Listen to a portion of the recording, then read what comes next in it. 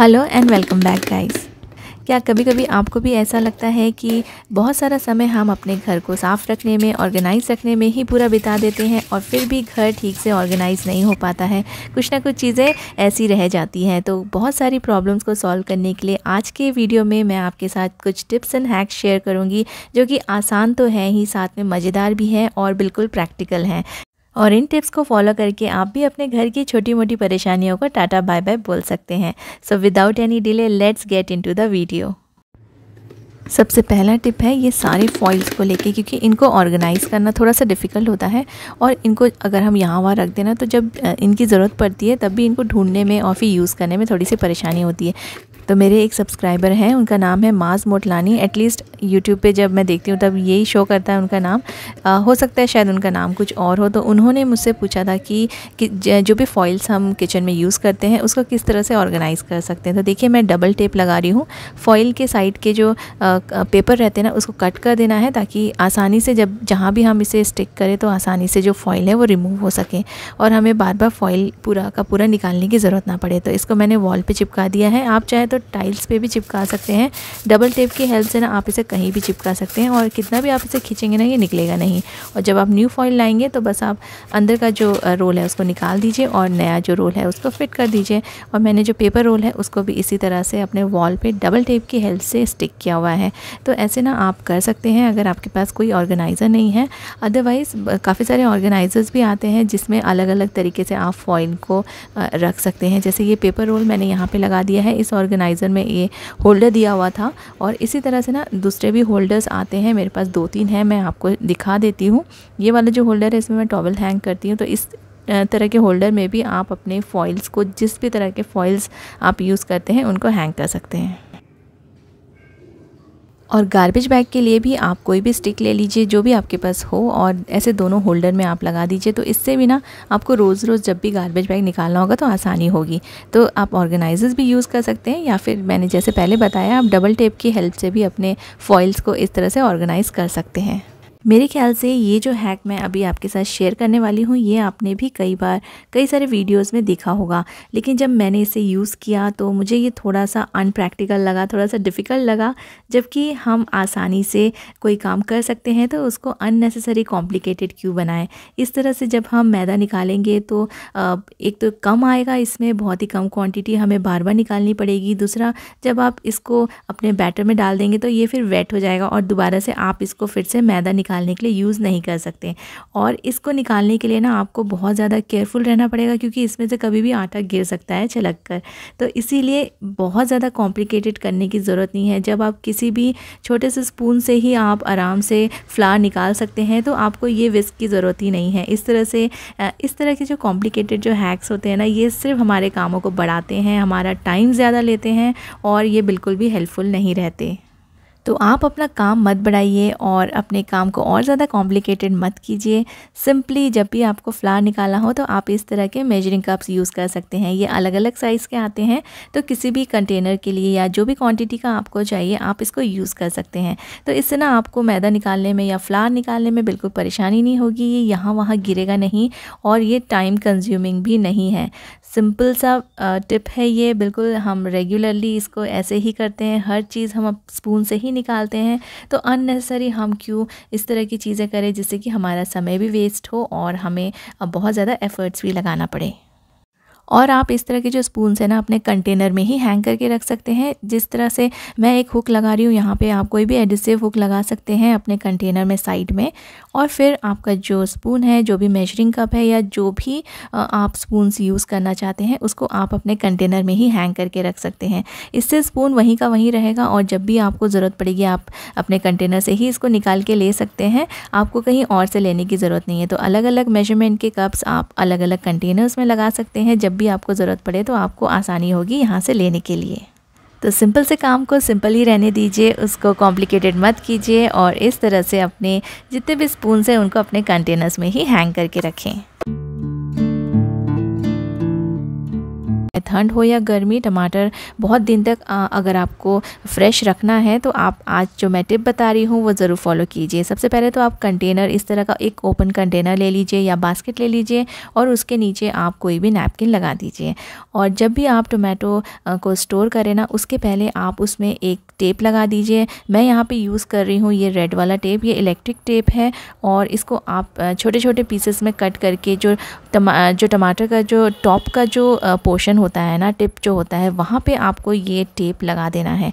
इसको आप टेप को लगा के रख दीजिए सारे टमाटर में, तो आपके जो टमाटर है ना वो बहुत दिन तक फ्रेश रहेंगे। कम से कम 2 वीक्स तक ये आराम से फ्रेश रहेंगे, बिल्कुल भी ख़राब नहीं होंगे। और आप ज़्यादा से ज़्यादा टमाटर भी अगर लाए हैं तो आप इनको कई दिनों तक स्टोर करके रख सकते हैं।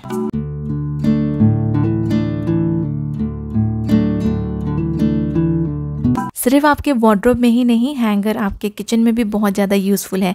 इसको आप यूज़ कर सकते हैं अपने लिड्स को ऑर्गेनाइज़ करने के लिए। तो सबसे पहले आपको लेना है एक हैंगर और आप ले लीजिए कुछ रबर बैंड्स।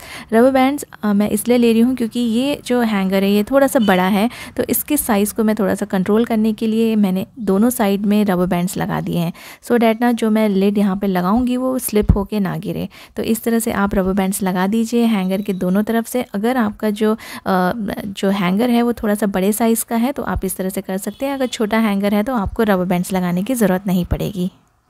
उसके बाद आप इस हैंगर को कहीं भी हैंग कर सकते हैं और इस तरह से उसे किसी भी हुक में अटका दीजिए या हैंग कर दीजिए। और उसके बाद आप अपने जो भी लिड्स हैं ना उनको इसमें अच्छे से ऑर्गेनाइज़ करके रख सकते हैं।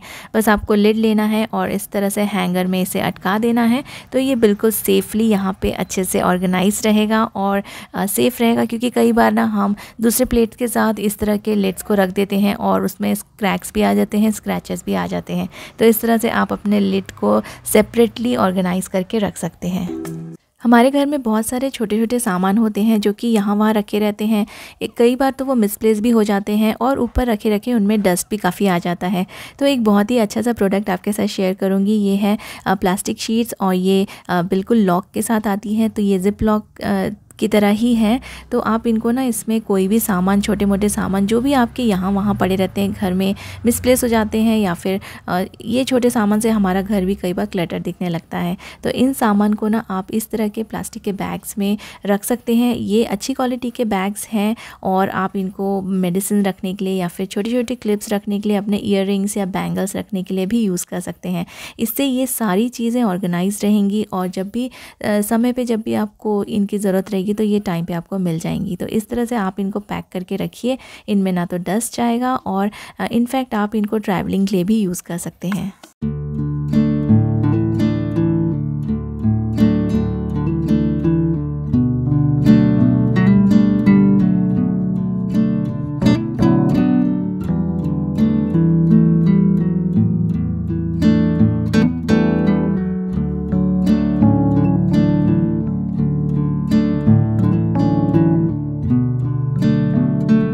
बहुत सारी बैंगल्स हमारे पास रहती है और इनको स्टोर करना थोड़ा सा डिफ़िकल्ट टास्क है, क्योंकि थोड़ी बहुत अगर बैंगल्स रहे तो उनको हम किसी भी बॉक्स में डाल के रख सकते हैं। लेकिन अगर बहुत सारी बैंगल्स हो और उनको अच्छे से आपको स्टोर करना हो तो ये वाला टिप आपके बहुत यूज़फुल रहेगा।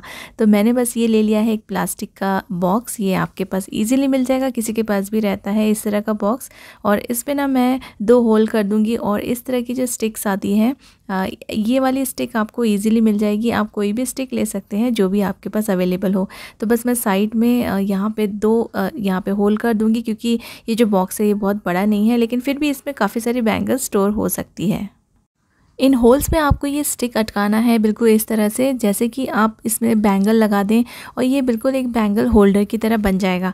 आप नॉर्मली बिना स्टिक के भी बॉक्स में रख सकते हैं बैंगल्स, लेकिन उससे क्या होता है कि बैंगल्स सब मिक्स हो जाती हैं और फिर एक दूसरे के इनमें ना कई बार कई सारे बैंगल्स में डिज़ाइंस होते हैं, तो वो एक दूसरे से टकरा के इनके डिज़ाइंस भी गिर जाते हैं।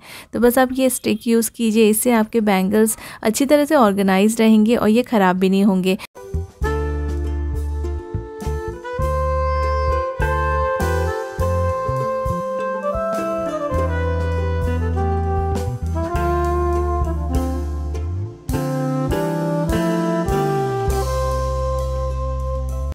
जब आप बैंगल्स को इस तरह से रख देंगे तो फिर उसके बाद आप इसका लिड भी आराम से कवर कर सकते हैं। और ऐसे रखने से ना आपकी बैंगल्स ऑर्गेनाइज रहने के साथ साथ बिल्कुल डस्ट फ्री भी रहेंगी, गंदी नहीं होंगी, और जब चाहे आप फिर इसको यूज़ कर सकते हैं। देखिए इसमें और भी जगह है बॉक्स में, इसमें और भी बैंगल्स आ सकती है।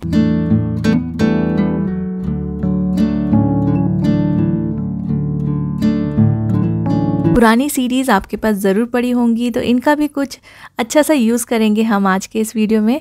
इसमें ना मैं छोटे छोटे से होल्स कर दूंगी, और होल्स करने के बाद ना बीच में से ना हम इसका एक होल्डर बनाएंगे। मैं एक पुरानी बॉटल का कैप यूज़ करूँगी, जिससे कि आपको होल्ड करने के लिए ये आसानी होगी। इसको मैं यूज़ करने वाली हूँ अपने सिंक में। इसको जिस तरह से हम अपनी जाली लगाते हैं ना, यहाँ पे कचरा नीचे ना चला जाए, बस बिल्कुल ये जाली का ही काम करेगा, और आपको जाली दूसरी ख़रीदने की ज़रूरत नहीं पड़ेगी। आप बहुत सारे आपके पास अगर पुरानी सीरीज़ होंगी तो आप इस तरह से अपने सिंक के लिए, अपने वॉश बेसिन के लिए ऐसी जाली बना सकते हैं। मेरी दूसरी सब्सक्राइबर पूजा राठौर जी को जानना था कि जो स्टील के फ्लास्क होते हैं ना, उसको कैसे क्लीन कर सकते हैं। तो जो भी स्टील के आपके पास इस तरह के बॉटल्स होना, तो उसके लिए अगर आपको उसमें स्मेल आती है और ठीक से क्लीन नहीं होता है, तो सबसे पहले तो थोड़ा सा टूथपेस्ट उसमें डाल दीजिए, और फिर ब्रश की हेल्प से अच्छे से स्क्रब कर दीजिए, थोड़ा देर रहने दीजिए, और फिर इसको अच्छे से साफ़ पानी से ना खंगाल के वॉश कर लीजिए। जितनी भी स्मेल है या फिर नीचे कुछ अगर लगा भी हुआ रहेगा ना, तो वो सब कुछ स्क्रब करके निकल जाएगा, और इसकी जो स्मेल है ना वो भी निकल जाएगी। थोड़ी देर इसको मैट में उल्टा करके रखिए, ताकि पूरा का पूरा जो पानी है वो एक्स्ट्रा पानी निकल जाए, और फिर इसको सीधा करके रख दीजिए, ताकि इसमें हवा लगे और कुछ बची कुची जो भी स्मेल रहेगी ना वो निकल जाए और ये फ्रेश हो जाए। उम्मीद करती हूँ आज के सारे टिप्स अच्छे लगे होंगे, आपको यूज़फुल लगे होंगे। Thank you so much for watching.